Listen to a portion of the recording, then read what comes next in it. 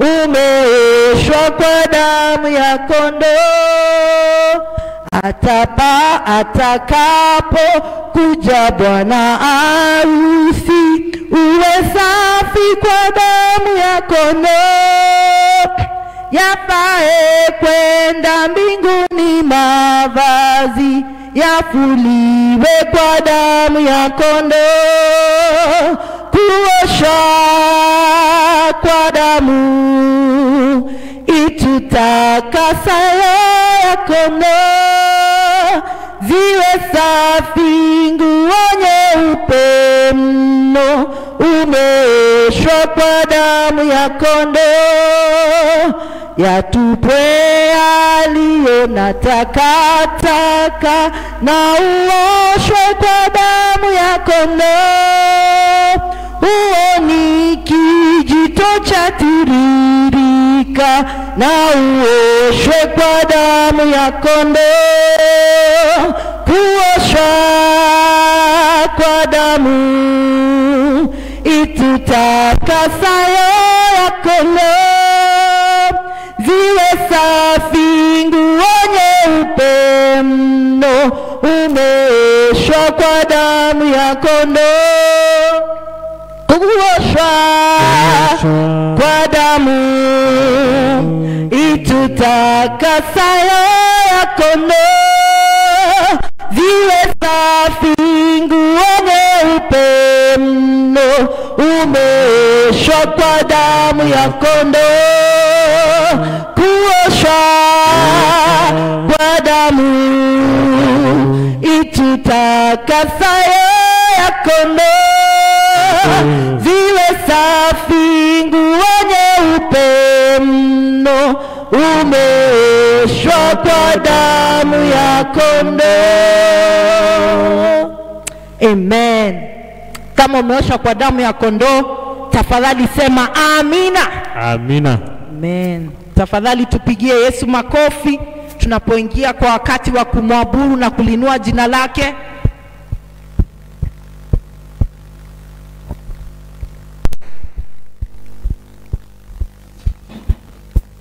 Pokea sifa Mungu ewe Mungu. Pokea sifa Mungu ewe Mungu. Pokea sifa Mungu ewe Mungu. Pokea sifa Mungu ewe Mungu. Pokea sifa Mungu ewe Mungu. Pokea sifa Mungu ewe Mungu. Amen. Hallelujah. Amen. Hallelujah. Amen. Hallelujah. Amen. Hallelujah. Hallelujah. Hallelujah. Hallelujah. Pokea sifa Mungu ewe Mungu. Pokea sifa Mungu ewe Mungu. Pokea sifa Mungu ewe Mungu. Pokea sifa Mungu Amen. Hallelujah. Hallelujah. Hallelujah.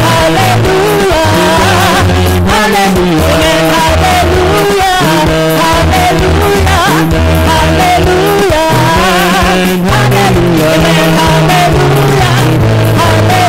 Hallelujah. Hallelujah.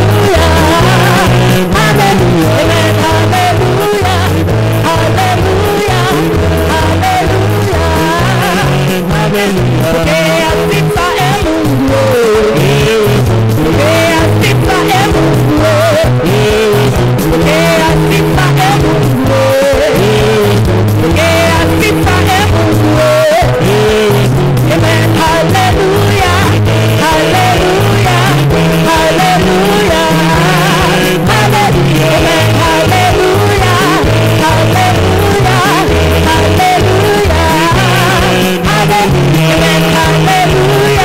Hallelujah. Hallelujah.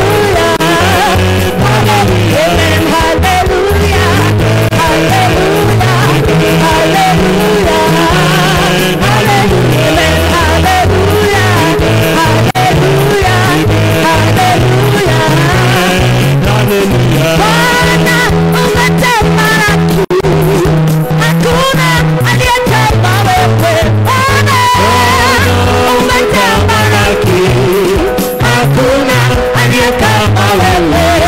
Maishani mwangu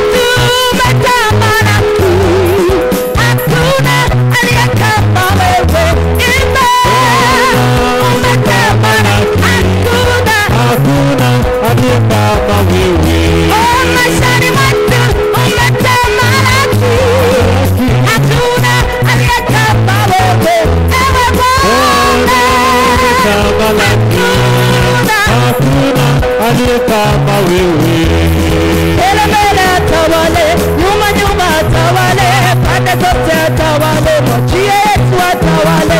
Mbele mbele atawale, nyuma nyuma atawale, pande zote atawale, mwachie Yesu atawale. Mbele mbele atawale, nyuma nyuma atawale, pande zote atawale, mwachie Yesu atawale. Mbele mbele atawale, nyuma nyuma atawale, pande zote atawale, mwachie Yesu atawale. Aliubeba msalaba kaelekea Golgotha.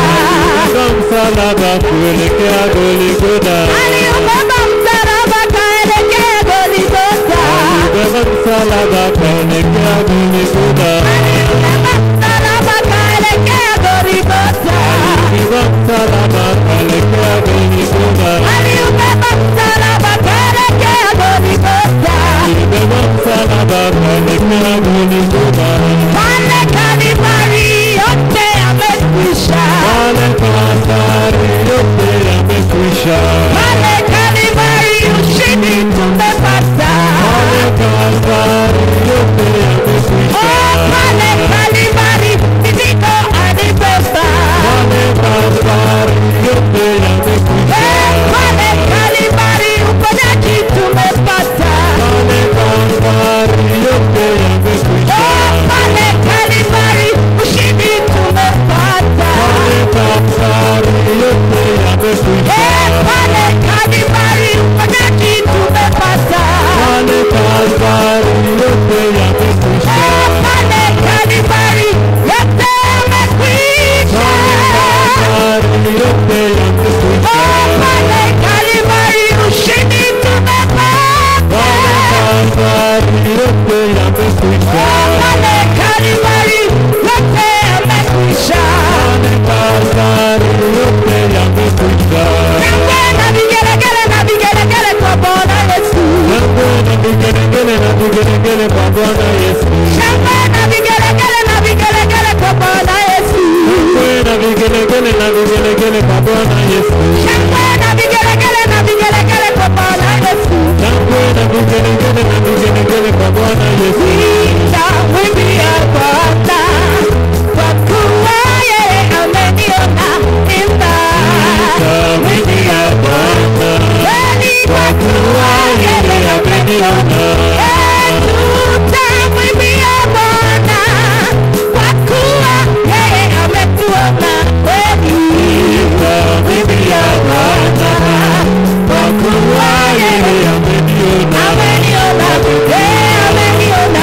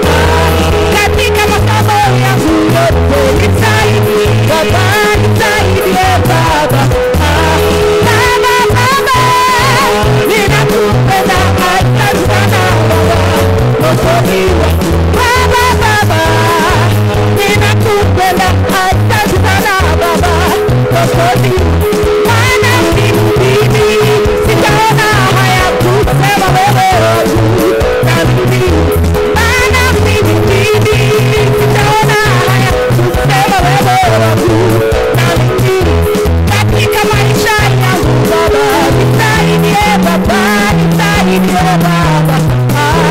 Katika kazi yangu yote nisaidie Baba, nisaidie Baba.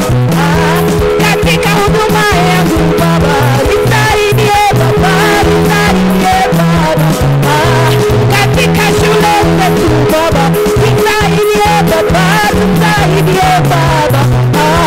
Katika nchi yetu Baba, nisaidie Baba, nisaidie Baba. Katika ulimwengu wote tusaidie Baba, tusaidie Baba. Baba, ninakupenda, asante sana Baba, Mwokozi wangu, maana mimi sitaona haya kusema wewe wangu na mimi wangu. Baba, ninakupenda, asante sana Baba, Mwokozi wangu, maana mimi sitaona haya kusema wewe wangu na mimi wako. Baba, ninakupenda, asante sana Baba, Mwokozi wangu, maana mimi sitaona haya kusema wewe wangu na mimi wako. Yesu, shangwe na vigelegele kwa Bwana Yesu jamani.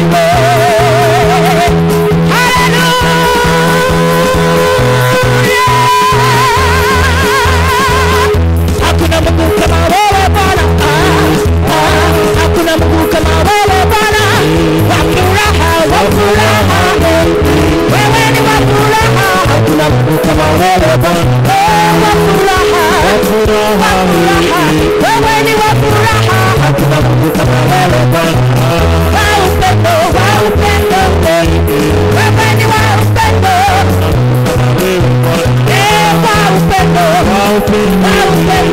wewe ni wa upendo. Hakuna Mungu kama wewe Bwana.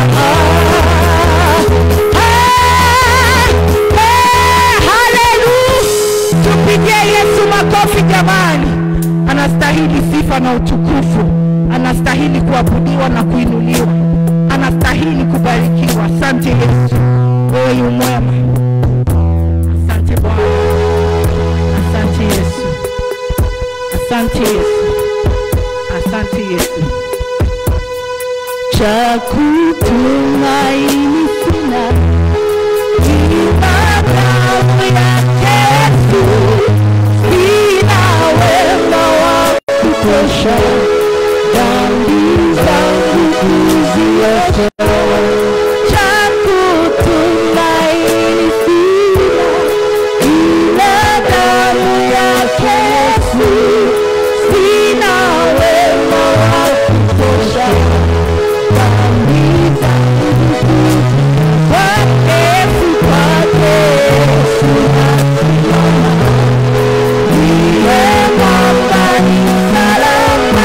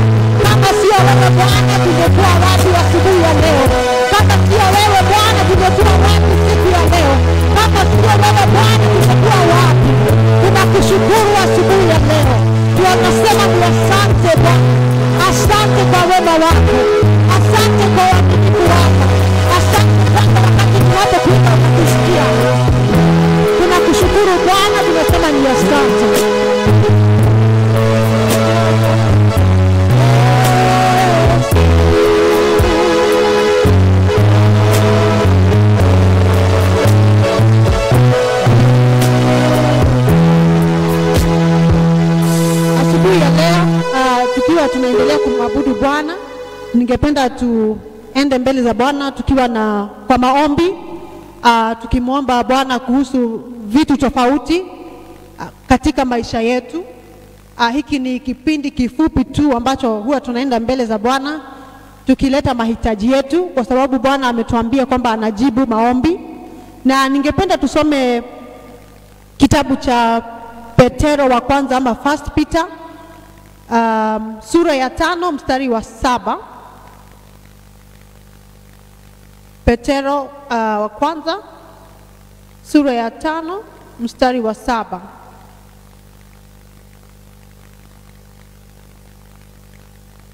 Kwa Kiingereza inasema, cast all your cares or cast all your anxiety on him because he cares for you. Cast all your anxiety on him because he cares for you. Biblia inasema kwamba cast kwa lugha ya kiasili inamaanisha rusha. Cast ni kama uchukue mizigo yako na urushe. So Biblia inasema kwamba tukampelekee Bwana vitu ambavyo vinatufanya tukose amani, vitu ambavyo vinatufanya tusilale vyema, tuwe na mawazo mengi, kwa sababu yeye anatujali. Na hiyo ndio Biblia inasema. Wakati huu ambapo kuna changamoto nyingi, unapata kwamba watu hawana amani. Kila wakati unajiuliza, mimi nitaweza kuepuka vipi majanga ambayo yanaendelea. Kuna watu ambao wana shida tofauti, wamepoteza kazi. Wengine wanasikia watu wamekuwa wagonjwa, wengine wana shida tofauti. Kuna watu ambao ndoa zao zimevunjika. Kuna watu ambao hawajui watafanyia nini watoto wamekuwa hawasikizi wazazi. Lakini asubuhi ya leo Biblia inasema tukampelekee Bwana mambo ambayo yanatunyima amani, mambo ambayo yanatutatiza, mambo ambayo yanafanya tuwe na mafikra mengi. Tuende mbele za Bwana asubuhi ya leo tukamwombe kwamba atatusikia, kwa sababu yeye anatujali. Kitu ambacho ningependa tuelewe ni kwamba Bwana anatujali. Bwana anakujali. Ingawa unaweza kuwa ukipitia changamoto tofauti, Bwana anakujali. Bwana anafikiria juu yako. Biblia inasema katika kitabu cha Yeremia kwamba Bwana ana mawazo mema juu yetu. Hakuna wakati ambapo Mungu huwa anaketi chini, anafikiria mawazo mabaya kutuhusu. Kila wakati Mungu hufikiria mawazo mema kukuhusu. Kwa hivyo asubuhi ya leo ningependa tugeuze, tuache kupiga kelele mbele za Bwana, ama kupiga kelele kwa watu, ama kunung'unika. Leo ningependa tuende mbele za Bwana kwa maombi. Ningependa uende mbele za Bwana ukamwambie, haya ndiyo mahitaji yangu. Biblia imesema kwamba unanijali, na leo nimekuletea mahitaji yangu na najua kwamba utanijibu. Katika jina la Yesu Kristo nakupa nafasi tu chache uende mbele za Bwana asubuhi ya leo. Mpelekee mahitaji yako. Kumbuka watu wa jamii yako ambao wanahitaji Mungu akawatembelee. Kuna watu ambao labda wako katika jamii zetu wamekuwa walevi, wengine wameingia katika dawa za kulevya, wengine wana changamoto tofauti. Wapeleke mbele za Bwana asubuhi ya leo. Mwambie Bwana akaguze maisha yao, kwa sababu Bwana ana uwezo wa kugeuza, ana uwezo wa kukomboa, ana uwezo wa kuokoa, ana uwezo wa kutenda miujiza, ana uwezo wa kutengeneza njia mahali ambapo hakuna njia, katika jina la Yesu Kristo. Baba, tunasongea mbele zako asubuhi ya leo tukielewa kwamba kuna nguvu ambayo ni ajabu katika mkono wako. Bwana, Biblia inasema ni kwa huo mkono wako ulio na nguvu ambao ulitoa wana wa Israeli kutoka Misri ukawapeleka katika mji ambao uliwatengenezea. Bwana, tunajua kuna nguvu za kuokoa katika mkono wako, na tunakukimbilia asubuhi ya leo. Tunaomba Bwana ukatusikie. Tunaomba Bwana ukatusikie katika jina la Yesu Kristo. Bwana, kuna wengine watu ambao wamefinyiliwa sana, ambao wamekuwa wakilia kwa muda, ambao Bwana hata wameshindwa kuomba kwa sababu hali imekuwa ngumu. Baba, tunaomba Bwana asubuhi ya leo ukatengeneze njia mahali ambapo hakuna njia, katika jina la Yesu Kristo. Baba, tunasongea mbele zako. Maneko rama yanda makatala baba, jenda malore mayanda makatala babozaya, Rema yanda laba bozeke teke tole bayanda. Rema yando rema yakatala babozai. Makorema yando rema zeke teke lore babozai. Rema yando rema borema yakata. Rema yanda laba bozeke teke tole baborama. Jeke tele baborema yando rema bozai. Rema yanda reba bozeke tele babozai. Makorema yando rema yanda makatala bababa. Jeke tele baborema yando rema bozia. Makorema yanda makatala babozeke tele babora. Rema yanda laba bozeke tele baborema lagada. Jeke tele baborema. Jeke tele baborianda mayanda malaba bababa. Rema yanda lama katolege de lore mayanda reba bozai. Rema yanda mekatole baborema yanda. Baba tunakukimbilia asubuhi ya leo.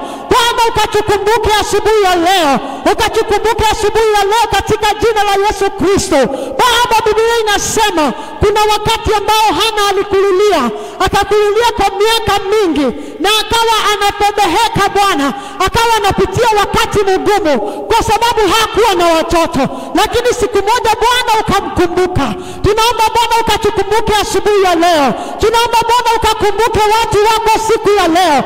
Mahala ambapo walipo Bwana wakikuita, tunaomba ukawasikie katika jina la Yesu Kristo. Tunaomba ukatengeneze njia mahali pasipo na njia katika jina la Yesu Kristo. Maleko rema yande melorema. Zeketelebe morema yande meketorema. Zeketelebe yande meketolema zoya. Rema yande rema kota laba bozai. Korema yande rema zeketelebe bozai. Malego robo yande makatana. Zeketelebe morianda malora baba. Zegede belori malora baba. Zegede belori baba. Zegede belori baba. Zekatalama morama yanda. Maloka rama yanda. Maloka yanda malaga baba. Zekatalama morema yanda reba bozia. Maloka rama yanda reba bozia. Maloka rama yanda makatana baboria. Zende belori yanda makatoria reba bozia. Rema yanda reba bozeketele bozia. Rema yanda rima zeketele boria. Zekede belori mayanda ria mayanda ribaba. Yinda malori yanda malori babozaya. Makarama yakatala baba. Zekede belori baba. Zekede belori baba. Zekede belori yanda makatori yanda mazaya. Lord God Almighty, katika wakati huu mgumu Bwana, tunainua nchi yetu mbele zako. Tunaomba Bwana ukatembelee nchi yetu ya Kenya katika jina la Yesu Kristo. Tunaomba Bwana ukatupe hekima. Tunaomba Bwana ukatupe hekima. Ukafungue macho yetu Bwana. Ukayafungue macho ya viongozi wetu Bwana. Tukaone mahali pa kupitia katika jina la Yesu Kristo. Tunaomba ukanyoshe mkono wako Bwana juu ya nchi hii yetu ya Kenya Bwana. Ukatengeneze njia mahali pasipo na njia katika jina la Yesu Kristo. Maleko rema yanda makata. Jende melori mama baba. Jende melori mama baba. Orama yanda rima zakaya maloria. Rema yato rema sonda makatori babozia. Rema yonda rema zoko rema baba. Tuma uponyaji wako katika nchi hii Bwana. Tuma uponyaji wako ajabu katika nchi hii Bwana. Katika jina la Yesu Kristo. Maloria rema seke de meloria. Jende meloria mayonda rema bozia. Malori mayonda makatori mayanda makata. Rema yanda makata babaza. Oga baba rema yakalabaza. Oranda mayagada babareba. Jende de melori baba. Jende de melori yanda malaga. Jende de melori yanda magada. Orama yanda makatori yanda zeke de memoria. Orama yanda mazakada balori mama. Rima yanda yanda borianda ribaba. Rima yanda reba boria mayaga. Jende de melori malora baba. Jende de melori. Jende de melori. Orama yanda rema kata baba boza. Rema shakata la mazaka. Rema yando rema mosa. Rema yokata rama mama. Jekele de borianda rimama. Jinda malwari malorianda mama. Jekele de lorianda mama. Baba, tumesikia habari nyingi kuhusu vitu ambavyo vinatekea watoto wetu katika wakati huu Bwana. Wengine wameenda mashuleni Bwana, wengine wako manyumbani Jehova. Baba, tunawainua mbele zako asubuhi ya leo. Tunaomba Bwana ukawalinde watoto wetu. Tunaomba Bwana ukawalinde watoto wetu Bwana. Tunaomba Bwana ukawalinde watoto wetu. Tunaomba ukawafungue masikio Bwana, wakasikize sauti za wazazi wao. Bwana, hawatasikia sauti ya yule mwovu. Hawatasikiza sauti Bwana za mwizi. Hawatasikiza sauti oga. Hawatasikiza sauti za yule mwovu. Katika jina la Yesu Kristo, tunaomba Bwana ukawapa nguvu ya kukataa kilicho kiovu. Katika jina la Yesu Kristo, tunaomba Bwana ukaguze vijana wetu. Tunaomba Bwana ukaguze watoto wetu. Tunaomba Bwana ukawakumbuke Bwana. Wengine Bwana wamepoteza njia. Wengine Bwana wamepotelea katika dhambi tofauti. Tunaomba Bwana ukawakumbuke asubuhi ya leo. Tunaombea wazazi Bwana, ukawape hekima ya kuchunga watoto katika wakati huu, katika jina la Yesu Kristo. Katika jina la Yesu Kristo, kuna wazazi ambao wamejawa na machozi kwa sababu watoto hawasikii, watoto wamepotea Bwana. Tunaomba Bwana ukaingililie katika jina la Yesu Kristo. Maloka rama yando rema bozaya, rema yando rema bozaya, rema yando rema sakara, korama yanda rama yando rema bozaya, maloko romo yando rema bozaya, malege de belori mayando rema bozaya, maloko romo yando rema bozaya, maloko romo baba, jege de belori baba, jege de belori baba, jege de belori makota laba bozaya, malege de belori mayanda, malege de belori mayanda, malege reba boza kalaba, korama yanda reba boza, korama yanda reba boza, malogo robo lobo lobo lobo lobo lobo lobo lobo, korama yanda makata laba, kosha kata lama moze kete beloriba, jekete belori yanda makala baba, jekete belori mayanda, orama yanda reba boza, orama yanda reba boza, orama yanda reba boza, orama yanda legadoria, osha kala mamora maloraba, orama nagadora baloraba zakada baloraba, jekete belori babori babagada, jekete belori balogada, jekete belori baboraba, jekete belori baboraba, jekete belori babagada, orama yanda makata. Katika jina la Yesu Kristo, Baba, tumeona habari ambazo zinasema kwamba ndoa nyingi zimevunjika wakati huu kwa sababu kumekuwa na uovu mwingi katika nyumba, katika ndoa. Tunaomba Bwana ukaingililie. Tunaomba Bwana ukaingililie. Tunaomba Bwana ukaingililie. Ingililia mambo ya ndoa katika nchi hii katika jina la Yesu Kristo. Kila uovu ambao unaendelea wakati huu, tunaomba Bwana ukaingililie. Tunaomba Bwana ukaukomeshe katika jina la Yesu Kristo. Ile roho ambayo imeachiliwa Bwana, ikafanya watu Bwana wasisikizane, ikafanya watu wawe na ugomvi, ikafanya ndoa nyingi zivunjike, ikafanya Bwana ndoa nyingi zisisimame. Tunaomba Bwana ukaingililie kati katika jina la Yesu Kristo. Tunaomba Bwana ukaingililie kati katika jina la Yesu Kristo. Tunaomba Bwana ukanyoshe mkono wako wezao. Bwana ukaponye ndoa katika nchi hii, ukaponye ndoa katika wakati huu Bwana. Tunaomba ukaponye ndoa katika nchi hii katika jina la Yesu Kristo. Tunaomba Bwana ukaingililie kati. Hakutakuwa na kuachana tena, hakutakuwa na kuachana tena katika jina la Yesu Kristo. Maleka rama yando rema boza, malego robo yanda rema boza, maloko robo yanda makatoria, jegede belo rema yanda rema boza, malogo robo yanda rema boza, katede belo rema loga daba, jegede belo rema loga daba, jegede belo rema loga daba, korama naga daba loraba, jende melori yanda makatole baba, katika jina la Yesu Kristo.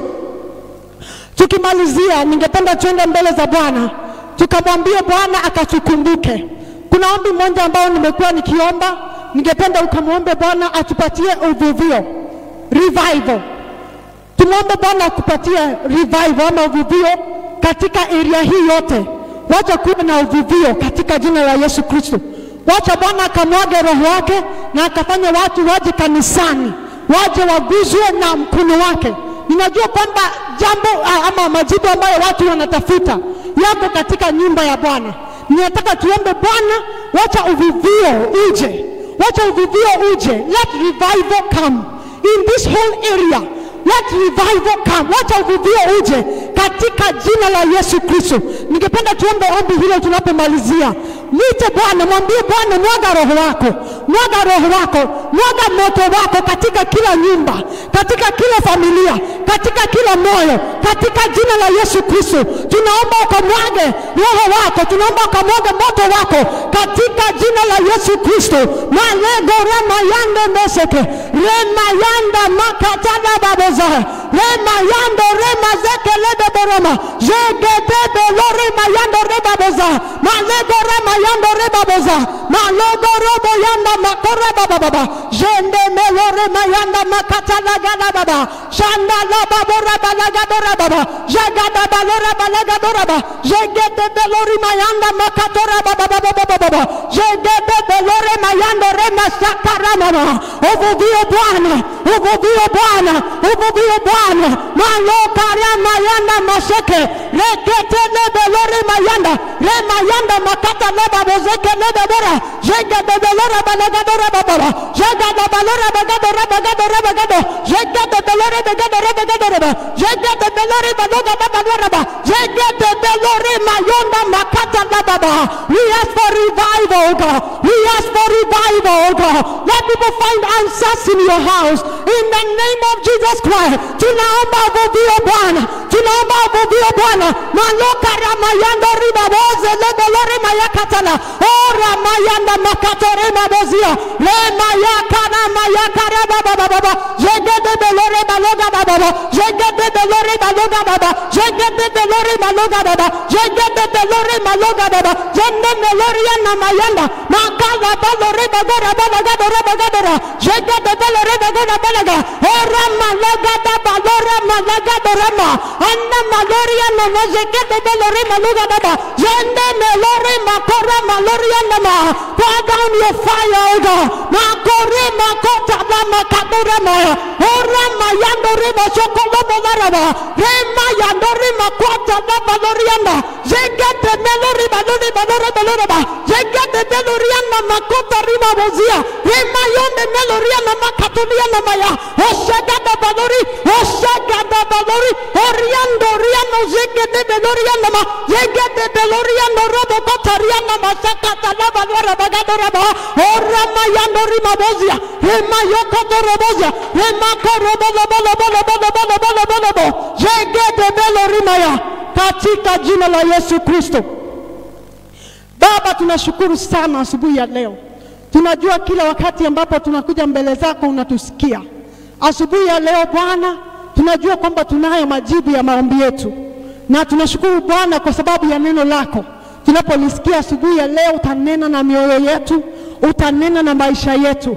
Neno ambalo utakalotuma litatuponya katika jina la Yesu Kristo. Tunashukuru Bwana na tunakuinua. Katika jina la Yesu Kristo tumeomba na kuamini. Amen. Amen. Umekaribishwa sana katika ibada hii ya Kiswahili. Ningeomba tuweze kuketi ili tukasikie neno la Bwana. Tuweke mikono yetu pamoja, tukamwalike mtumishi wa Bwana.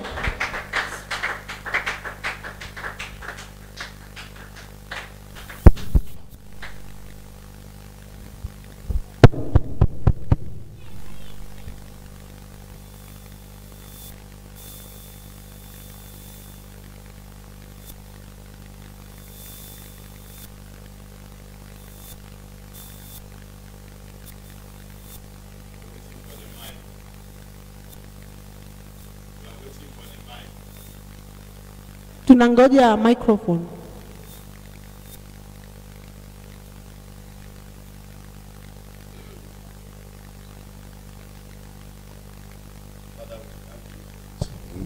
Baba, tunashukuru kwa asubuhi ya leo. Thank you for bringing us together again. Asante kwa kutuleta pamoja tena To this uncommon service. kwa hii ibada ambayo sio kawaida. The Kiswahili service. Ibada ya Kiswahili.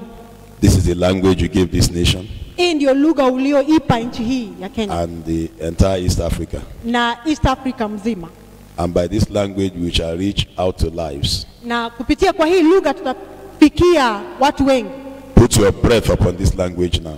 Tunaomba Bwana ukaweke nguvu zako juu ya lugha hii. Glorify your name in our lives. Ujidhihirishe katika maisha yetu. We ask, God, that you speak to us Tunaomba Bwana ukatunenee and grant us understanding. na utupe kuelewa. Thank you, Father. Asante Bwana. In Jesus' name we pray. Katika jina la Yesu tumeomba. Amen. Amen. God bless you. You may be seated. Bwana wabariki, mnaweza kuketi. We want to welcome all those who have joined us. Tunashukuru wale wote ambao wamekutana pamoja nasi. Tom Maleve from Uganda, God bless you. Tom Maleve kutoka Uganda, Bwana akubariki. Sister Reba Nakuti Kuloba, you are welcome, but make sure you get to church physically. Sister Reba, Bwana akubariki, lakini hakisha umefika kanisani. Because you are not far from here. Kwa sababu hauko mbali. Stephen Muchina, I don't expect you to be watching online. I expect you to be physically here. So leave where you are now and get down to God's presence. Stephen Mushina, unatakikana uwe kanisani. Make sure you are physically here. I must not look around and not find you. Hakikisha uko hapa.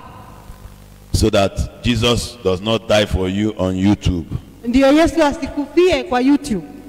Kelvin Nyaga, God bless you. Thank you for joining us from Naivasha. Kevin, ubarikiwe sana kutoka Naivasha. Well, make sure you join us from next week. Uwe pamoja nasi kuanzia wiki ijayo. All right, God bless all those who have joined us. Mungu awabariki sana wale ambao wako pamoja nasi. In Jesus' name. Katika jina la Yesu. All right, we want to thank God for how far He had helped us in the Kiswahili service. Tunashukuru Bwana kwa vile ametuleta umbali huu, ametuleta kwa ibada hii ya Kiswahili. And our Kiswahili pastor. Na mchungaji wetu wa Kiswahili. Who is mchungaji? You are the mchungaji of Kiswahili. Hallelujah. Praise God. Hallelujah. Praise God. Bwana asifiwe. All right, everyone seated in church, please observe the social distancing in church, please. Kila mtu ambaye ako kanisani tafadhali tuweke ile social distance. And use your mask. Na uvae mask.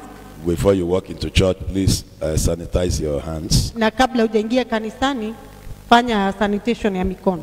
And when you go to the bathroom, sanitize, wash your hands. Na ukienda pale kujisaidia tafadhali osha mikono kisha usanitize. But maybe if you are feeling hot, you can remove the stuff a bit when you want to talk to someone or when you want to interact closely. Put it back on. Na iwapo labda unasikia joto jingi, unaweza kutoa kidogo ili upumue, lakini unapotaka kuongea na watu ama kuenda karibu na watu tafadhali vaa mask. Because sometimes when you put it on for a long time, you start feeling sick yourself. So allow fresh air, except when you are interacting closely with somebody else. Sasa wakati ambapo unasikia labda umekaa nayo sana, unasikia joto jingi, unaweza kuteremsha upumue, lakini wakati unataka kuongea na watu kwa ukaribu tafadhali vaa. But by the grace of God, coronavirus is already cursed. Lakini kwa neema ya Bwana, coronavirus imelaaniwa. And it will be disgraced globally. Na itafedheheshwa duniani mzima. Very soon it will be like headache. We'll just have one fence sick that can just destroy it somewhere. Kwa wakati mfupi ujao itakuwa kama tu kuumwa na kichwa. Itakuwa tu rahisi sana kutibu. Kama vile unakunywa headache. By the end of this year, this 2020, it will be less than headache. Na kabla mwaka huu haujaisha itakuwa imepunguzwa kama vile inakuwa kuumwa tu na kichwa. In the name of Jesus Christ. Katika jina la Yesu Kristo. It will be disgraced and made very useless. Itafedheheshwa dunia mzima. In Jesus' name. Katika jina la Yesu. Amen. Amen. All right, let's go to God's word. I'll be teaching on looking up to God. Nitakuwa ninafunza kuhusu kumtegemea Mungu. Looking up to God. Kumtegemea Mungu. What is looking? Looking is kuangalia ama kutazama. But when you say looking up, it more means in Kiswahili towards relying. If I want to directly directly interpretation means kuangalia juu kwa Bwana. That's the one.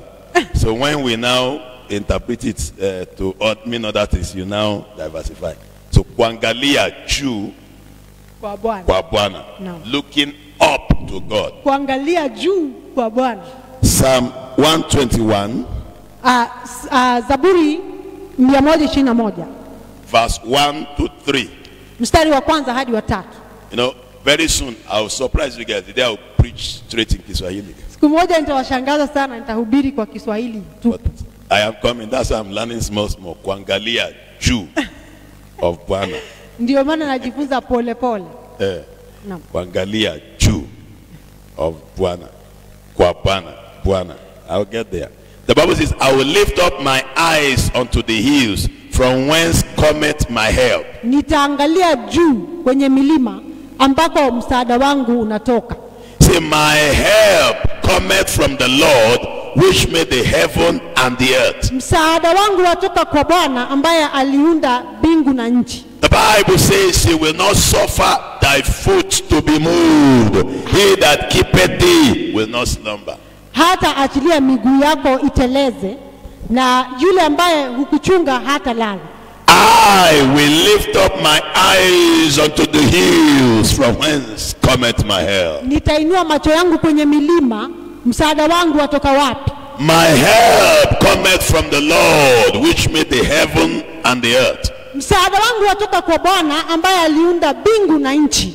He will not suffer thy foot to be moved. He that keepeth thee will not slumber. Hata acha miguu yako iteleze, na wala yule ambaye anakuchunga hata lala. He will not suffer your feet to be moved. Hata achilia miguu yako iteleze. He that keepeth thee will not slumber. Yule ambaye anakuangalia ama anakuchunga hata lala. I'm talking about looking up to God. Ninaongea juu ya kuangalia juu kwa Bwana. Looking up to God. Kumtazamia Bwana. Who you look up to determines what happens to you. Yule ambaye unamtazamia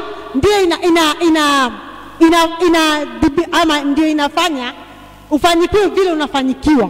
In fact, what is happening to you presently is because of who you have been looking up to. Kile ambacho kinakutendekea sasa hivi ni kulingana na unamwangalia ama unamtazamia nani. And there is nobody on earth who does not look up to anybody else. Na hakuna mtu hapa duniani ambaye hamtazamii mtu mwingine. All of us have somebody we are looking up to, either God or men. Kila mtu ambaye anamtazamia either Mungu ama watu. The Bible says, I will lift up my eyes unto the hill, because that is where my help comes from. Biblia inasema nitainua macho yangu kwenye milima kwa sababu huko ndio msaada wangu unatoka. My help is coming from where I'm looking up to. Wherever you look up to, that is where your help is coming from. Kule ambako unaangalia, huko ndio msaada wako unatoka. It says, my help cometh from the Lord, which made the heaven and the earth. Biblia inasema msaada wangu unatoka kwa Bwana aliyeunda mbingu na nchi. When you look up to God, you have access to help. When you look away from God, you disconnect from that help.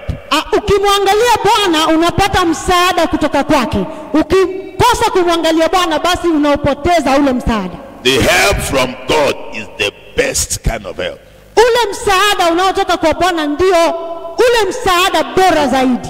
That is why the Bible says in Hebrews 12 verse 2, it says, looking unto Jesus, the author and the finisher of our faith. Ndio Biblia inasema katika kitabu cha Wahibrania, tukimwangalia Bwana ambaye ndiye mwanzilishi na mwenye kumalizia imani yetu. Who for the joy that was set before him endured the cross, despising the shame, and is set down at the right hand of the throne of God. Yule ambaye aliangalia ile furaha iliyowekwa mbele zake na basi akauchukulia kuwa kitu kidogo ule uchungu ambao alikuwa upitie. From this Bible passage, who you look up to determines what you endure. Kutokana na mstari huu, yule ambaye unamwangalia basi ndiye analinganisha utapitia nini ama utapitia uchungu gani. Who you look up to determines the shame you despise.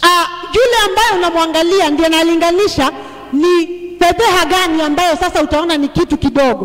Who you look up to determines where you finally sit and relax. Na yule unayemwangalia ndiye inalinganisha mwishowe utaketi wapi.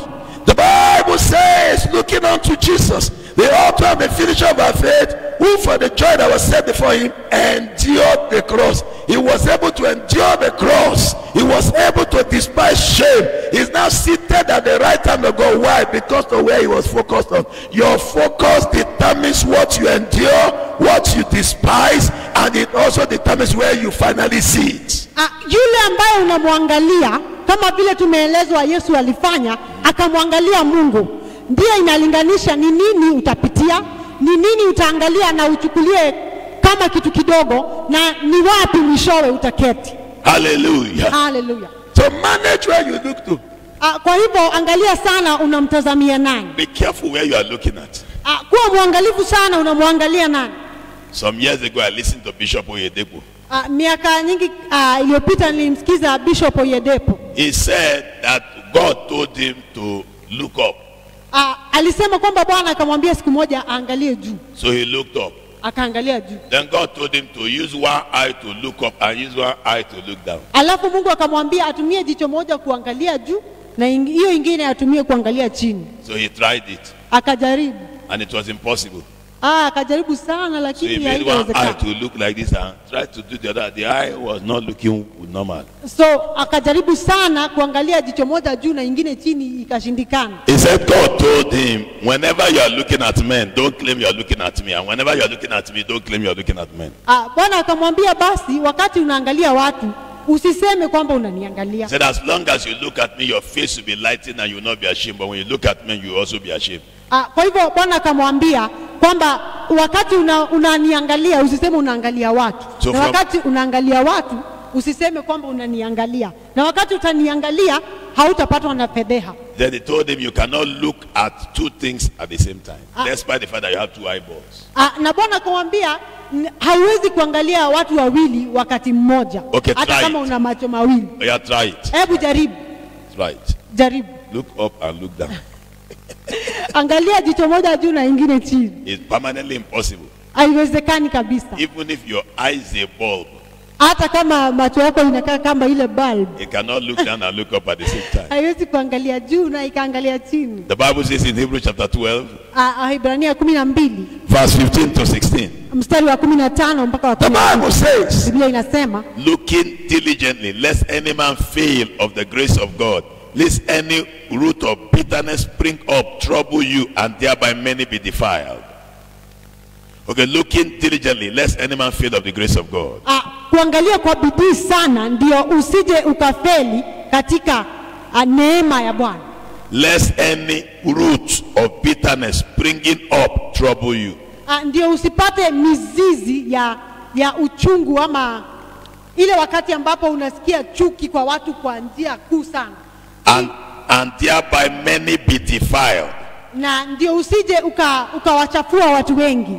Lest there be any fornicator or profane person or Esau, for one morsel of meat sold his birthright. Ndio kusiwe na watu ambao wanafanya dhambi tofauti kama Esau ambaye aliuza urithi wake kwa sahani moja tu ya chakula. Now, from here, the Bible says, looking diligently, let any man fail of the grace of God. If you are looking up to God, the grace over your life will not fail. But if you are looking up to men, get ready, the grace over your life will soon fail. Kama unamwangalia Mungu, ile neema Bwana amekupatia haitafeli. Lakini kama unawaangalia watu, neema ya Mungu juu ya maisha yako itafeli. So who you look to determines whether the grace over your life will fail or not. Kwa hivyo yule unamwangalia ndiye atafanya aidha neema ya Mungu juu yako ifeli ama isifeli. Who you look to determines whether you be happy or bitter. Yule ambaye unamwangalia ndiye itakuelekeza kama utakuwa na uchungu mwingi katika moyo wako na chuki, ama utakuwa na furaha. When you look up to God, everything you do brings you joy. But when you look unto men, I'm telling you, you'll be very bitter. Bitterness. So whenever you see anybody who is bitter, he's not looking up to God. Ukiangalia Mungu utakuwa na furaha nyingi. Lakini ukiangalia watu utakuwa na uchungu mwingi sana na chuki. The Bible says the root of bitterness will spring forth and trouble you. Biblia inasema unapoangalia watu, mizizi ya chuki itaingia ndani yako na ikakufanye uwe umetaabika. The Bible did not stop. It says, and is there anybody in the studio? Let the person behave like he said is correct. Put the scripture there. This is a church, not a shrine. It's not a video cinema. Always, whenever the scriptures have been dissected, you put it there. There's no need to remove it. Remove it to go to where? When you remove it, where will it go to? Leave it there. This church, we are learning from the Bible, so let's learn it well. Now the Bible says, thereby many be defiled, root of bitterness troubles many people.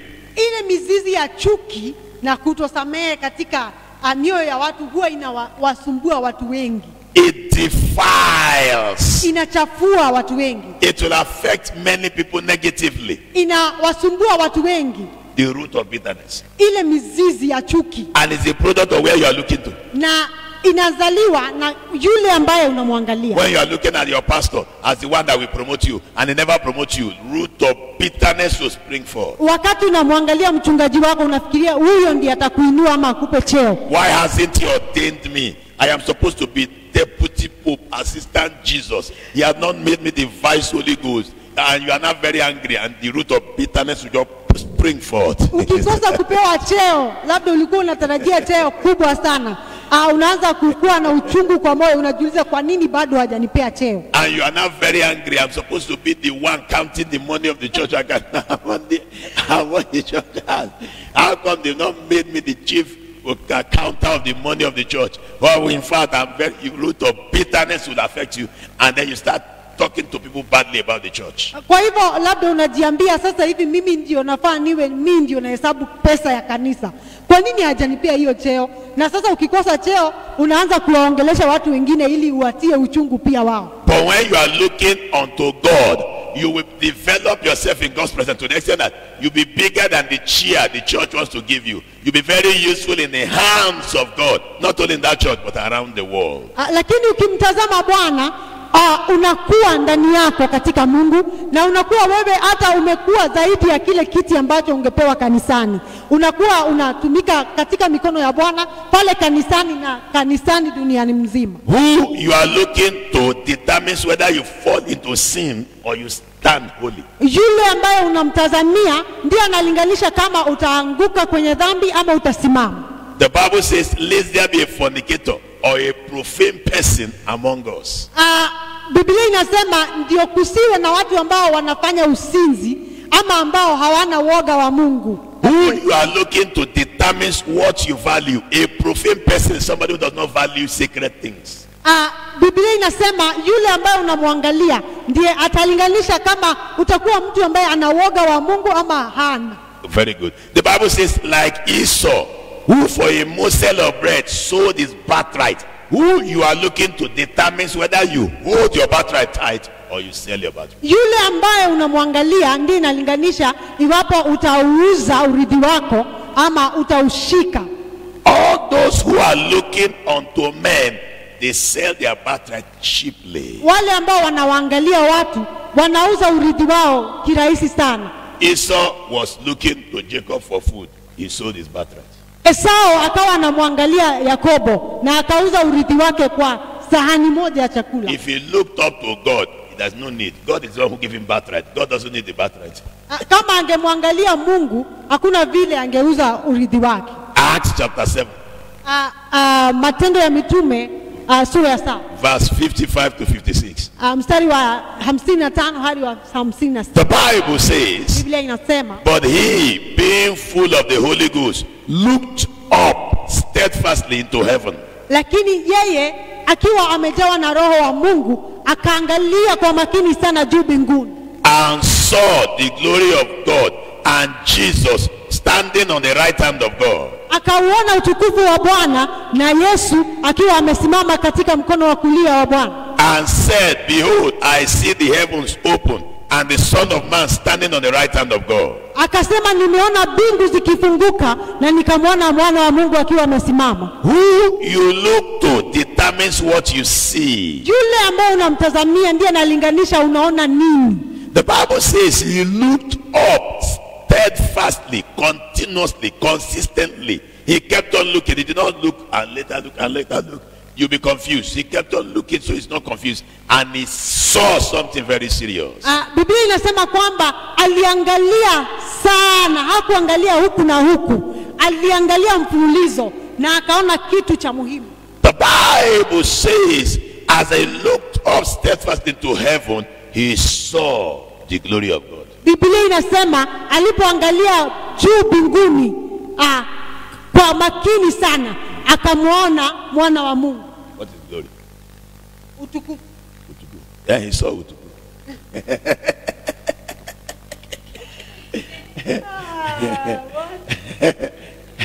I was expecting that glory to come out, so I was wondering, where is this glory now? Hallelujah. So Tunaona utukufu na Bwana wa Mungu. he saw the utukufu of God when he looked steadfastly to heaven. Hallelujah. Praise God. Amen. Hallelujah. The Bible says he also saw Jesus standing at the right hand of God. Kwa hivyo aliona utukufu wa Mungu na akamwona mwana wa Mungu ama Yesu akiwa amesimama katika mkono wa kulia wa Mungu. And he shouted, I see the heavens open. Akapiga kelele ama kwa sauti kuu akasema nimemwona. Go ahead. Finish. Akasema nimeona mbingu ikifunguka. When you look steadfastly, what you keep looking at opens for you. Ukiangalia bila kuacha, kile ambacho unaangalia kinakufungukia. For example, when we are looking at getting our land, every Sunday I was at it, we are getting our land. Everybody now sow half of your salary, half of the seed that comes into your hand, every money that comes for the next 5 times. Am I right? I focused on it. I gave my own. People started giving, I started testifying. All right, everybody, whatever is in your hand now, so we sowed. Everybody, we kept on for 1.5 years, 2 years, we got the land. What you look steadfastly on, what you focus on, opens up for you. Kile ambacho unaangalia kwa makini bila kuacha, basi kinakufungukia. Kwa mfano, wakati ambapo tulitaka kununua shamba hili, tulikuwa kila wakati tunajitolea kutoa kwa miaka kama 2 hivi hadi tukapata pesa inayotosha kununua. Fantastic. Now, we came down here. I focused here, seriously focused. I put my focus here. Every morning I'm here, every night, every day. I'm just in the middle of the night. I focused and the place began to produce. See, what you focus on always opens up to you. Kile ambacho unaangalia bila kuacha, basi kinakufungukia. Kama vile tulikuja hapa, nimekuwa hapa asubuhi, mchana, hata usiku. Niko hapa nikifanya vitu tofauti, nikiomba, na sasa pameanza kuzaa. Now, it was not the only one there. There were many people there. Some of them were looking back, some were looking up, some were looking at his shoe. So they were looking differently. But him, he was looking up to heaven, and suddenly he saw the heavens open and Jesus manifesting. When you look at something steadfastly, you will begin to see beyond the ordinary in that thing. Sasa wakati ambapo Stefano alikuwa pale, kulikuwa na watu wengi. Wengine walikuwa wanaangalia viatu, wengine wanaangalia huko mbali, mahali tofauti. Lakini yeye alitazama mbinguni bila kuacha. Na wakati alipotazama mbinguni, basi akaona kitu ambacho si cha kawaida. Thank you. Now, the Bible made us understand that he saw Jesus. Akamwona Yesu. He was not the only one standing. Some of them were seeing clouds, some were seeing rain, some were seeing black bad things. But him, because he looked steadfastly, he looked beyond the cloud, looked beyond the heavens and saw Jesus. When you focus on a particular thing, you see the mysteries behind the thing. Wakati ambapo unaangalia kitu kwa makini bila kuacha, basi unaona mambo ambayo watu wengine hawaoni, ambayo yamefichika. In Acts chapter 3, katika kitabu cha Matendo ya verse Mitume, number 4 to verse number 6. Sura ya 3 mstari wa 4 mpaka wa 6. The Bible says, Biblia inasema, and Peter, fastening his eyes upon him with John, said, look on us. na Petero akamwangalia bila kuacha, wakiwa pamoja na John ama Yohana. Verse number 5. And he gave heed unto them, expecting to receive something of them. Naye yule akawasikiza akitarajia kupokea kitu kutoka kwao. Then Peter said, silver and gold have I none, but such as I have give I thee, in the name of Jesus Christ of Nazareth. Rise up and walk. Petero akamwambia, fedha na dhahabu hatuna, lakini kile ambacho tunacho tutakupa. Katika jina la Yesu simama na utembee. Where you look to determines what you attract to your life. Pale ambapo unaangalia ndio inalinganisha utapokea nini katika maisha yako. He was looking at Peter. Peter said, look on us. And then Peter connected him to the source of his blessing. And he got healed instead of got coins. Alikuwa anamtazamia Peter ama Petero, naye Petero akamshikanisha na nguvu ambazo zinaleta baraka. Sasa akapata uponyaji badala ya kupewa shilingi 1 ama 2.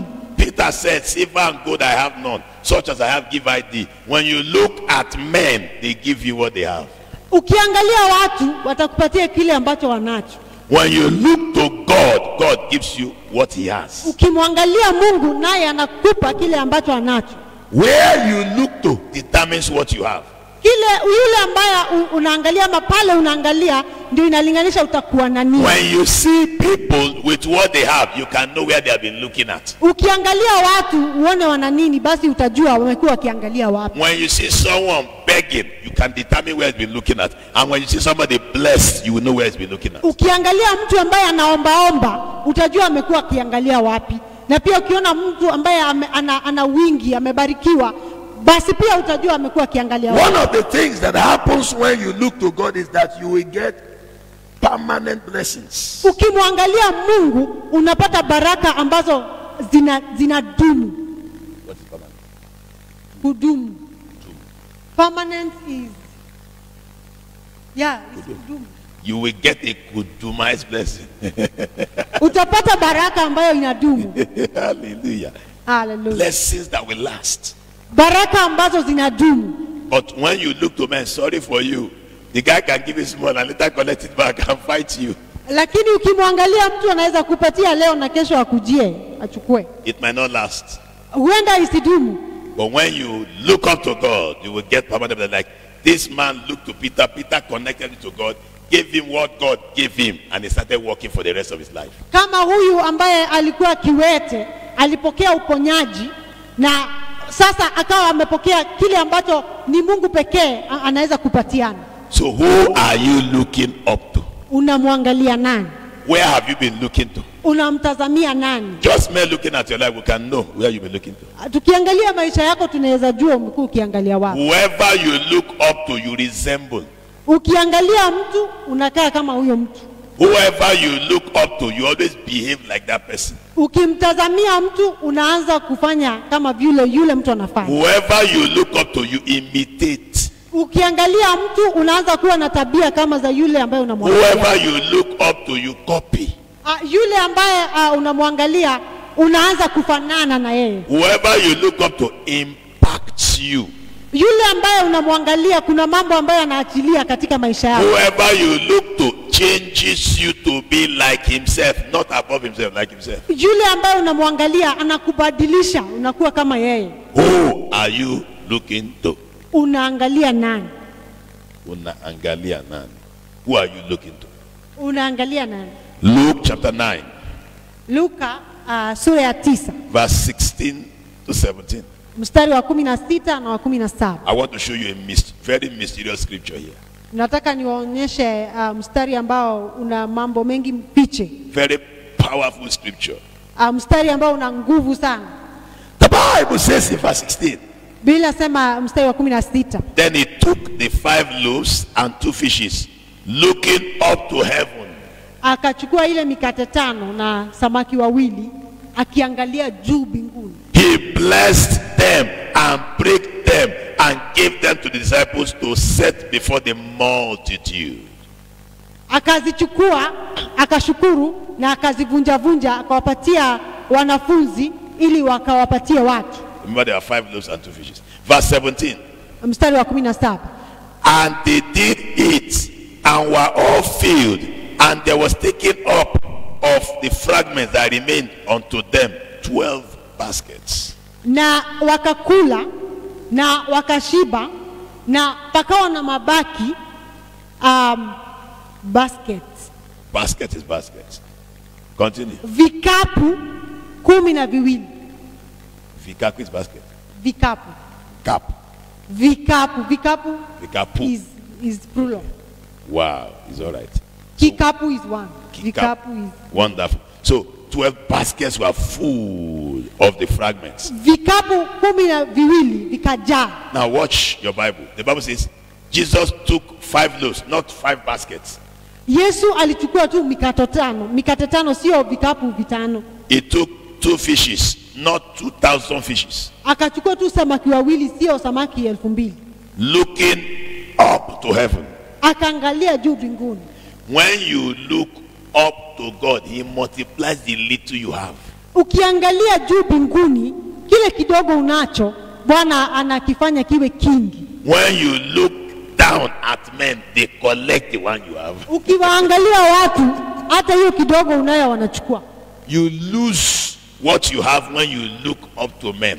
Unapoteza ulicho nacho ukiwaangalia watu. You get what you have multiplied when you look up to God. Kile ambacho unacho kidogo kinakuwa kingi ukimwangalia Bwana. I have been teaching you by example, looking up to God, sir. Nimekuwa nikiwaonyesha kwa mfano kwa mwangalia Mungu. Any of your houses to come and disturb you to come and give us money here. Na sijakuja kwa mtu yeyote kuomba atupe pesa. I know some governors and some politicians, but I have not gone to one of them. Ninajua wanasiasa wengi, lakini sijaenda kuwaitisha pesa. Because when you go to men, they will collect the one you have. But when you look up to God, he multiplies the little you have for it to be enough. Kwa sababu ukiwaangalia watu wanachukua kile kidogo ulicho nacho, lakini ukimwangalia Mungu anafanya kidogo ulicho nacho kiwe kingi. He took 5 loaves and 2 fishes, looking up to God in heaven. He blessed it, and it was enough to feed everybody, and 12 baskets left over. Akachukua mikate 5 tu na samaki 2, akaangalia juu mbinguni, vikawa vingi, watu wakakula na kukabaki vikapu 12. I encourage you today, carry that tiny thing you have and look up to God, it will multiply. Ninakusihi leo ukachukue kile kidogo ulicho nacho, kisha ukaangalie juu kwa Bwana. You will see what God will surprise you. Utaona kwamba Mungu atakushangaza. In the name of Jesus Christ. Katika jina la Yesu Kristo. Matthew chapter number 8. Mathayo sura ya 8. Verse 22 to 25. Mstari wa 22 hadi 25. Mark chapter 8. Marko 8. Mark chapter 8. Marko 8. Verse 22. Mstari wa 22 to 25. hadi 25. See your Bible. It says, and he cometh to Bethsaida, and they bring a blind man unto him and besought him to touch him. Na akaenda Bethsaida na wakamletea mtu ambaye alikuwa kipofu na wakamuomba sana amguze. And he took the blind man by the hand and led him out of the town. And when he had spit on his eyes and put his hands upon him, he asked him if he saw anything. Na akamshika mkono yule kipofu, akamtoa nje ya mji, kisha akaweka mate katika macho yake na akayaguza, na akamuuliza iwapo anaona kitu. And he looked up and said, I see men as trees walking. Na yule kipofu akasema anaona watu wakikaa miti wakitembea. Verse 25. After that he put his hands upon his eyes again and made him look up, and he was restored and saw every man clearly. Na Biblia inasema mstari wa 25 kwamba Yesu akamguza tena, kisha akamfanya aangalie juu na akaweza kuona watu vyema. He laid hands on him the first time, spat on his eyes, created the eyeball, asked him, are you seeing? The guy said, I'm seeing men, they're looking like trees. He laid hands on him the second time and made him to look up to God, and his eyes became clear. Yesu akawa amemwekelea mkono mara ya kwanza, akamtemea mate, akatengeneza jicho mpya, akamuuliza iwapo anaona, akasema bado anaona watu wakikaa miti. Kisha Yesu akamwekelea mikono mara ya pili, lakini wakati huu akamwambia angalie juu, na wakati alipoangalia juu macho yake yakafunguka, akawa anaona vyema. Every time you are praying for people, make them to look up. When they look up, the miracle will be crystal clear, very crisp. Wakati wowote unawaombea watu, wafanye waangalie juu. Wakiangalia juu, basi miujiza yao itakuwa safi sana. When you are praying for people who have lost something and they need restoration, make them look up. When they look up to God, everything will be restored completely. Wakati unawaombea watu ambao wamepoteza vitu na wanahitaji urejesho, basi wafanye waangalie juu. Wakiangalia juu, kila kitu ambacho wamepoteza kitarejeshwa. The Bible says, and saw every man clearly after looking up. Na Biblia inasema baada ya kuangalia juu, macho yake yakafunguka akaona vyema kabisa. Whenever you look up to God, you see everything clearly. Wakati ambapo unaangalia juu kwa Bwana, macho yako yanafunguka na unaona vyema kabisa. The reason why you are confused is because you have not been looking up to God. Sababu umechanganyikiwa ni kwa sababu haujakuwa ukiangalia juu kwa Bwana. When things are not clear in your life, it's a sign that you have not been looking up.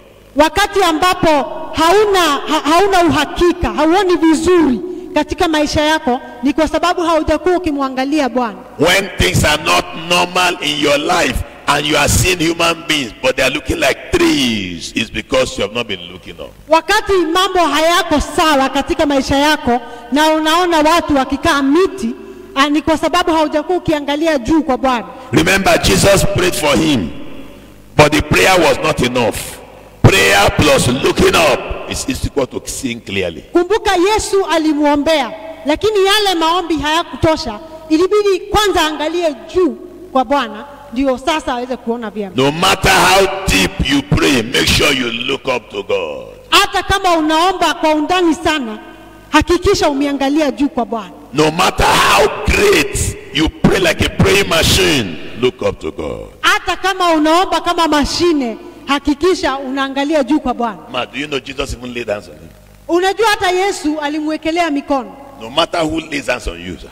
Hata kama ni nani amekuwekelea mikono. If you don't look up to God, you might not see things clearly. Hata kama hujaangalia juu mbinguni, huenda usione kwa usafi. Jesus laid hands on this guy and he was not seeing clearly. Jesus now made him look up and he started seeing clearly. Yesu akamwekelea mikono na hakuona bado vizuri, lakini wakati ambapo aliangalia juu, basi akaanza kuona vyema. No matter the hands that is laid on you, keep looking up. Hata kama ni nani amekuwekelea mikono, wewe angalia juu. And in case somebody is looking at you as a servant of God, connect them back to God.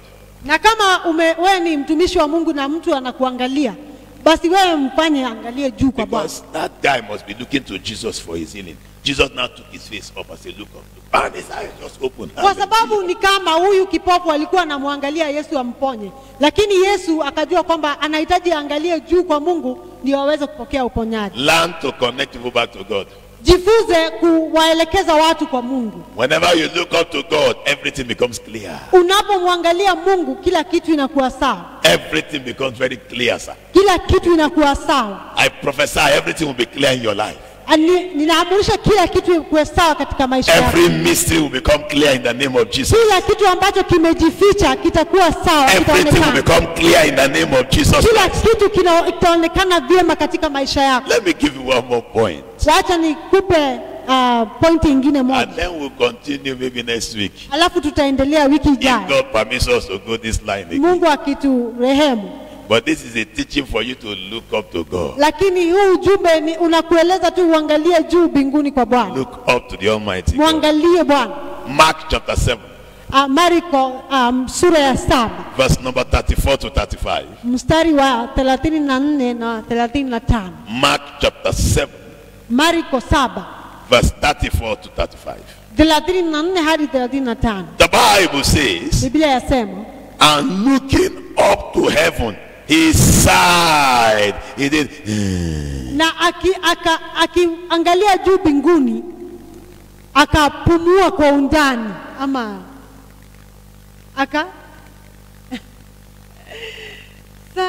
oh God. He did.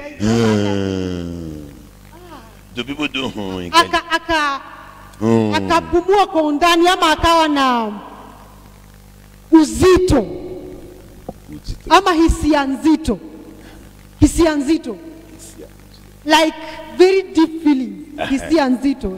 He did a deep breath. Akawa na hisia nzito. And said unto him, akamwambia, Ephata.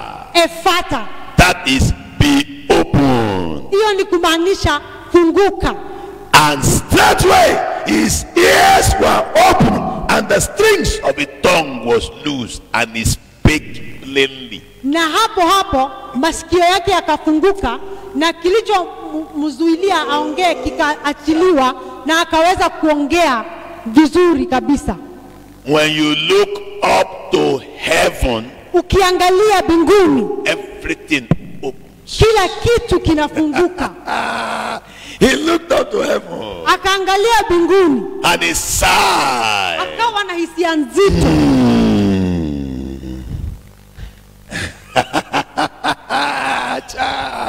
The word of God is wonderful, man. He looked up to heaven and he sighed. Akaangalia juu mbinguni na akawa na hisia nzito. He didn't need to pray a long prayer, Hakuomba maombi marefu, because looking up to heaven means he was depending on God. kwa sababu kuangalia juu mbinguni ilimaanisha anamtegemea Mungu. And he held the guy's ears and his mouth and shouted, "Diabo!" Akashikilia masikio ya yule jamaa na akasema kwa sauti kuu, funguka. The Bible says, and straightway, immediately. Na Biblia inasema hapo hapo.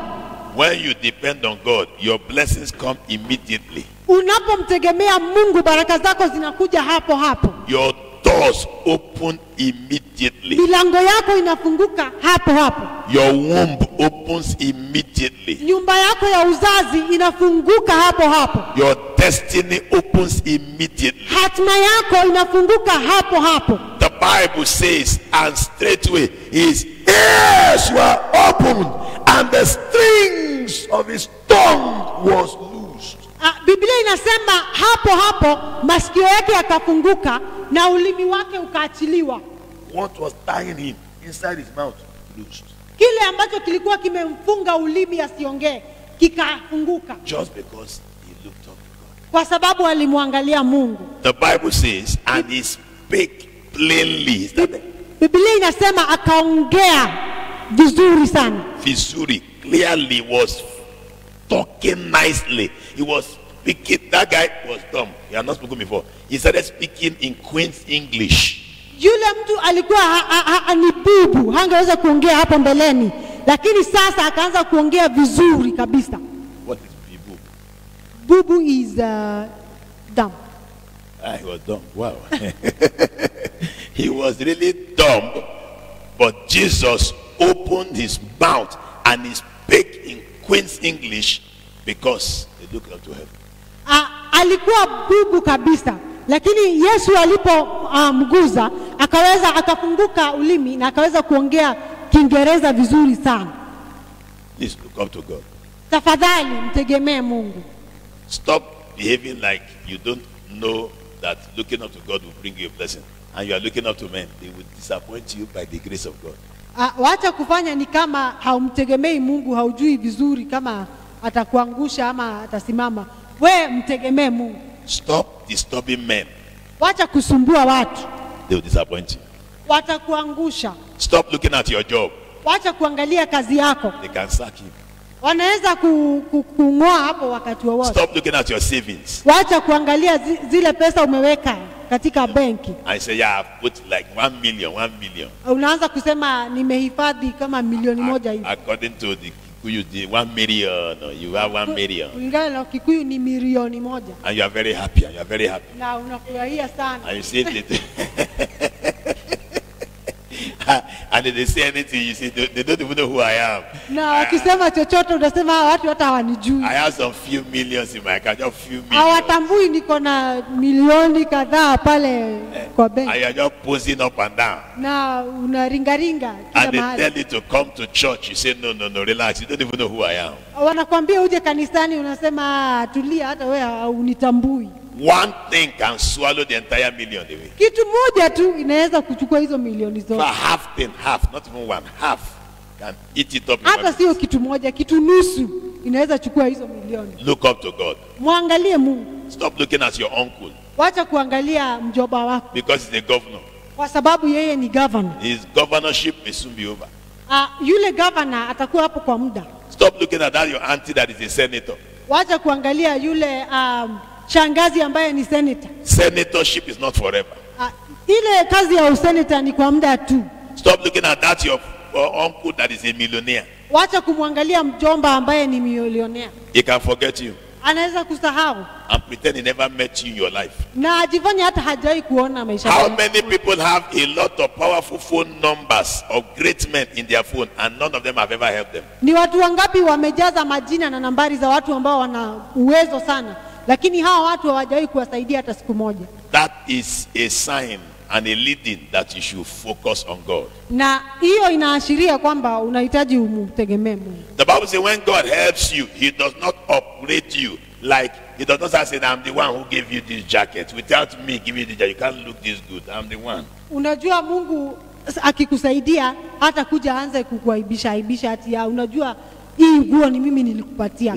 Sio mimi. Haungekuwa na hii nguo. When a human being bless you, he will always remind you I blessed you. Mtu akikusaidia atakuwa anakukumbusha kila wakati kwamba yeye ndiye alikusaidia. When God bless you, he is happy he bless you because that is what he is God for. Mungu akikusaidia anafurahia akifanya hivyo kwa sababu hiyo ndio kuwa Mungu. When a man bless you, if you do gra, he can rearrange your life. But when God bless you, he has blessed you permanently.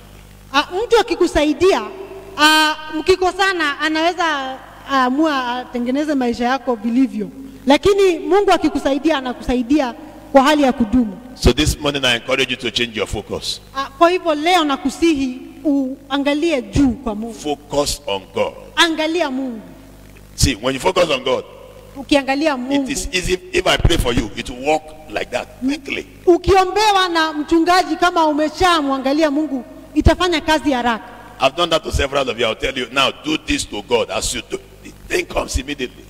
Nimeongea na wengi wenu nikawaambia fanyia Mungu hivi, na ukishafanya nikikuombea basi mlango wako unafunguka. But when you keep looking to man, they will disappoint you and also disgrace you. Lakini unapoendelea kuangalia watu watakufanya uone fedheha.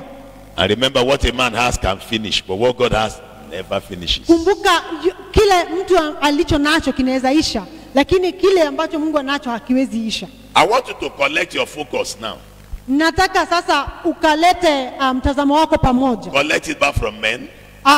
Chukua mtazamo wako kutoka kwa watu. Collect it from your certificates. Kutoka kwa certificate zako. Collect it from your uncle that is very rich. Kutoka kwa wajomba wako ambao wana pesa. Collect it from the governor and the president that you know. Kutokana na magavana na marais ambao unajua. And give it back to God. Na ukampatie Mungu mtazamo wako. Get ready to see things clearly. Ujitayarishe kuona mambo yakiwa sawa. Get ready for multiplication. Uwe tayari kwa kuwa na wingi. Let us pray. Tuombe. I collect my focus. Ninachukua mtazamo wangu from men. Kutoka kwa watu. I collect my focus. Nachukua mtazamo wangu from my certificate. Kutoka kwa certificate zangu. I collect my focus. Ninachukua mtazamo wangu from my achievements. Kutoka kwa vile vitu ambavyo I collect my focus. Nachukua mtazamo wangu from the rich man I used to know. Kutokana na matajiri ambao nawajua. And I hand it over to God. Na ninakupa Mungu. Right now. Sasa hivi. Father, honor me, O God. Bwana ninaomba ukanisikie leo. Honor your word in my life. Naomba ukalisikie neno lako katika maisha yangu. All those who looked up to you. Baba, wale ambao wanakuangalia. You blessed them. Uliwabariki. You multiplied their life. Uliwafanya wawe na kuongezeka. I look up to you now. Ninakutazamia leo. I look up to you right now. Ninakutazamia leo. Take over now. Chukua sasa. Take over right now. Chukua usukani. I look up to you. Ninakutazamia. In this church we look up to you. Katika kanisa hii tunakutazamia. Everyone present here looking up to you. Kila mtu aliye hapa ambaye anakutazamia. Everyone hearing your word is connected to looking up to you. Kila mtu anasikia neno lako tunakutazamia. As we look up to you, Lord. Tunapokutazamia Bwana. Surprise us. Tuonyeshe mambo ambayo hatukutarajia. Start the surprises now. Anza sasa hivi. Let our help begin to come. Wacha msaada wetu uje. Our help coming from the Lord. Msaada wetu unatoka kwako. Which made the heaven and the earth. Uliyeumba mbingu na dunia. We have been enduring. Tumekuwa tukipitia mambo magumu. We have been despising the shame. Tumekuwa tukiona fedheha. Therefore, Father, enter into our life. Baba, tunaomba sasa ukaingie katika maisha. Change our stories. Ukabadilishe historia. We are looking diligently. Tunaangalia kwako kwa makini. So that the root of bitterness will not spring up in us. Ili uchungu wa moyo usiwe ndani yetu. We are looking at you diligently. Tunakuangalia Bwana. so that we are not defiled, tusichafuke, so we are not tusiwe troubled, na taabu, so we do not enter into sin. tusiingie katika dhambi. We look up to you, Lord, Tunakuangalia Bwana, so that we do not sell our birthrights. sije tukauza urithi wetu. We look up to you now, Tunakuangalia sasa hivi, so that our heavens can open. ndio mbingu zetu zikafunguke In the name of Jesus, katika jina la Yesu Kristo. we want to see the mysterious. Tunataka kuona mambo ambayo ni fiche. We want to see what normal eyes do not see. Tunataka kuona mambo ambayo macho ya kawaida hayawezi ona, And it only comes from you. na inatokana kwako pekee. So we look up to you, Lord. Tunakuangalia Bwana,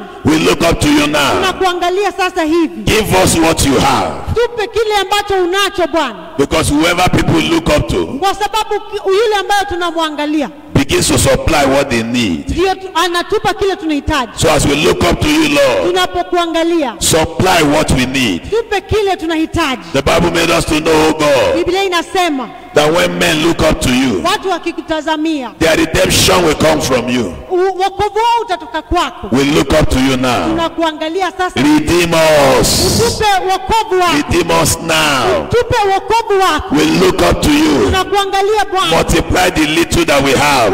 ukaongezee kile ambacho Let tunacho there be kidogo. overflow. Tupe kuongezeka In the name of Jesus, katika jina la Yesu Kristo. we look up to you now. Tunakuangalia Bwana, Help us to see clearly. utupe uwezo wa kuona vyema In the name of Jesus, katika jina la Yesu we Kristo. look up to you now. Tunakuangalia Bwana, Let our ears open. wacha masikio yetu Let yakafunguke, things open up to us vitu vikafunguke kwetu, and cause us to begin to speak plainly. na tukaongee vyema Thank you, Father. katika jina la Yesu. We know you have answered us. Asante Bwana, tunajua In umetujibu. Jesus' name we pray. Katika jina la Yesu tumeomba. Everybody say Kila amen. mtu akaseme amen. So shall it be. Hivyo na iwe. From henceforth, discipline yourself to look up to God, Kutoka sasa weka mtazamo wako kwa Bwana and you will get the best from God. na utapata mambo makuu kutoka kwa Bwana. Hallelujah. Haleluya. We'll give our offerings, Tutapeana matoleo and yetu then we step into the second service. ndio tukaingie katika ile ibada ya All kilele. those watching online and you are just here, find your way to church now. Kila mtu ambaye anatuangalia mitandaoni na uko karibu, tafadhali uje. And God will bless you in Na Jesus' Mungu atakubariki katika jina la Yesu. Amen. Amen. All right, let's get our offerings Tukatoe matoleo yetu and give to God. tumpe Bwana, And God will bless you mightily na Bwana atatubariki kwa njia and kuu, multiply what you are giving. na akaweze kuongezea kile ambayo You can use the unatoa. M-Pesa pay bill 821430. Unaweza kutumia M-Pesa paybill 821430. It will reach us, Itatufikia and God will bless you na Bwana atakubariki in the name of Jesus Christ. katika jina la Yesu Kristo. The second service will soon start. Ibada ya pili inaenda kuanza. Please get to God's presence. Tafadhali uje katika nyumba ya Bwana. The Almighty God has blessed this Kiswahili service. Bwana amebariki ibada hii ya Kiswahili, It will continue itaendelea in the name of Jesus Christ. katika jina la Yesu To Kristo. continue blessing people. Itaendelea kuwabariki watu. I release blessings upon every giver Ninaachilia baraka kwa kila mtu atoaye and their offerings. na matoleo yao, Let it be accepted and received by you. ikakubalike mbele zako Bwana. Let every giver be thoroughly blessed. Kila ambaye anatoa akabarikiwe kwa njia kuu. Let every tither swim in plenty. Kila mtu ambaye anatoa tithe akabarikiwe, ama ile sehemu ya 10 Do us akabarikiwe. good, oh God, in the name of Jesus Christ. Utufanye wema katika jina la Yesu Kristo. Put your breath upon our lives. Ukaweke pumzi yako juu ya maisha yetu. Let your glory shine upon us. Wacha utukufu wako ukawake ama ukalete mwanga katika maisha yetu In the mighty name of Jesus Christ. katika jina la Yesu We Kristo. pray, oh God, Tunaomba Bwana that this service that we came to will mark the turning point in our lives. kwamba hii huduma ama hii ibada ambayo tumekuja itakuwa chanzo cha mabadiliko katika maisha yetu. As we begin to look up to you. Tuanza kuangalia kwako Thank you, Father. katika jina la Yesu In Kristo. Jesus' name we pray. Asante Baba, katika jina la Yesu Kristo. Everybody say amen. Kila mtu aseme amen. You can step forward and drop your offerings. Unaweza kusonga mbele ukatoe matoleo yako.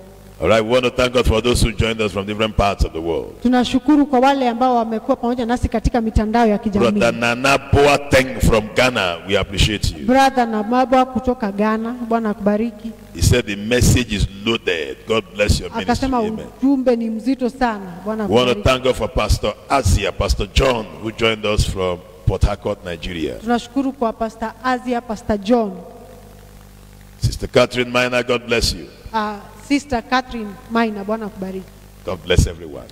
Bwana abariki kila mtu. The grace of our Lord Jesus Christ, And the love the love of God, and the fellowship of the Holy Spirit be with us now and forevermore. Amen. Surely God's goodness and mercy shall follow us all the days of our life, and we shall dwell in the house of the Lord forever and ever and ever. Amen. God bless you. See you in the second service. Bwana